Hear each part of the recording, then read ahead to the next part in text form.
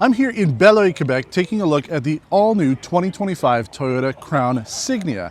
This is the limited trim with the advanced technology package. This is a pre-production model. We're getting the first chance to drive this here at AJAC's EcoRun. So I'm going to be telling you a little bit more about this vehicle. We're going to talk about what powers it. We're going to be talking about the features and tech that you get with it, size, and everything else, and why you should be interested in this vehicle if you're looking for a larger crossover that's got some good styling to it. So join me as we hit the road in the 2025 Crown Signia.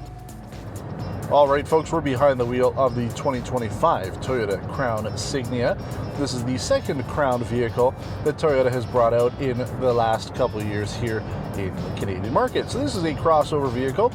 Think of it kind of like a Venza. It's pretty similar in terms of size. It's a little bit longer, a little bit more wheelbase. It's a little bit wider as well than the current Venza, but it's shorter, right? The height is a little bit shorter. This is a little bit more streamlined vehicle. And I have to say that the design looks really good. If you take a look at the B-roll that we've got, exterior looks good, front end very Lexus-like, which we've been seeing recently from the Toyota design language that we just had a chance to drive the 2025 Camry, again, kind of similar front end to that. So I think it looks pretty cool. The rear end, though, truthfully, looks kind of like a Corolla Cross. It's just sort of flat. I was kind of hoping for something a little bit more in line with what the Crown sedan had to offer, make it look a little bit more special, but still a handsome looking vehicle nonetheless.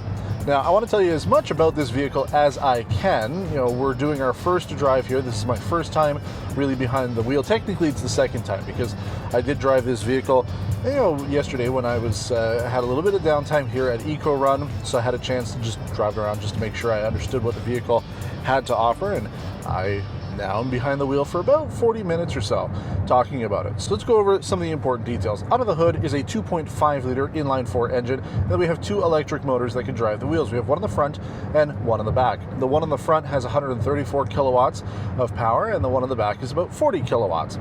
So under certain situations, if the battery's charged up and you're slow, maybe coming off the line, then the all-wheel drive system will be fully electric. But the idea is the rear wheels are powered exclusively by that electric motor.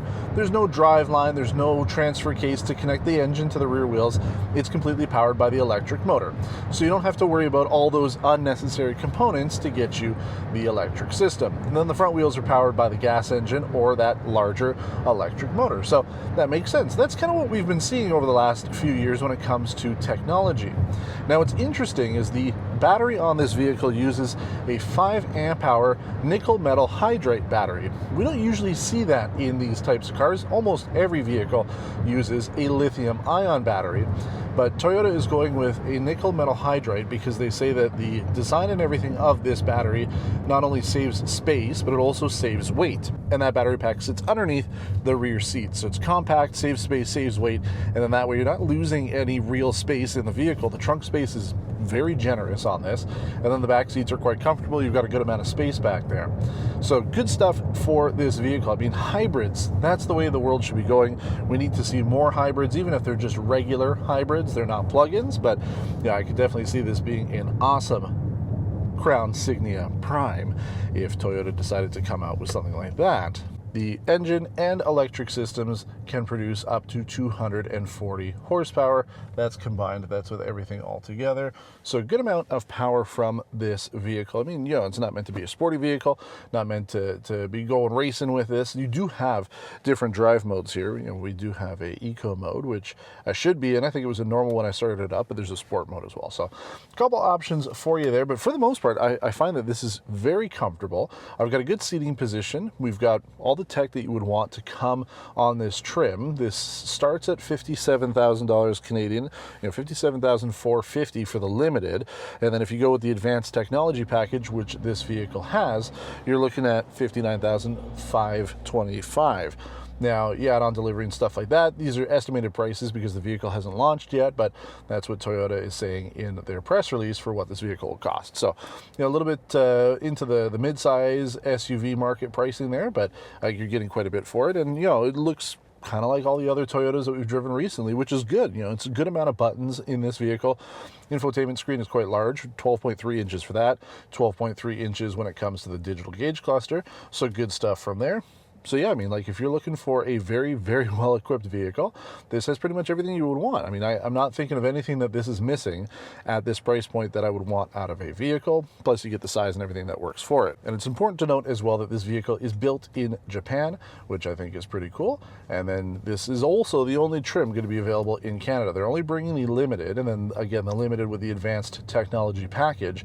So you're getting, you know, basically anytime you see a Crown Signia, it's going to be the best of the best, which I think is good. I mean, you know, if you're going to be putting the Crown name on a vehicle, it's got to live up to it. Toyota Crown name has had a very long history in Japan. We, you know, way back in the day when Toyota first brought the vehicles to market, Canada did have them, but you know, we haven't seen a Crown for a very long time, and it wasn't until recently that the Crown sedan was brought to this market, and then now we've got this Signia, giving, you know, consumers a little bit of extra choice, because as you know, everybody loves crossovers and SUVs here in North America, and nobody's buying cars anymore. So the fact that Toyota offers both, hey, that's good in my books. So we're going to hopefully be able to get this vehicle down the road, right? This is just a first drive here on Test Drive. This is, you know, basically a Canadian premiere as well for the Toyota Crown Signia. So we're really happy that we had the chance to drive this, but it is on just a shorter term. So we do hope to get this down the road. So if you have questions about the 2025 Toyota Crown Signia Limited, please let me know in the comments below. We'll compile all your questions, your thoughts, things like that, so that when we get the vehicle down the road, we'll be able to talk about it. We'll answer your questions for you. As always, your support makes this show possible, so we appreciate all the thumbs up, likes, shares, and all that. We invite you to subscribe to our channel as well, if you have not done so, as that will help us grow, as we're on our way now to 100,000 subscribers, but we appreciate it nonetheless. So thanks for watching. Until next time, take care.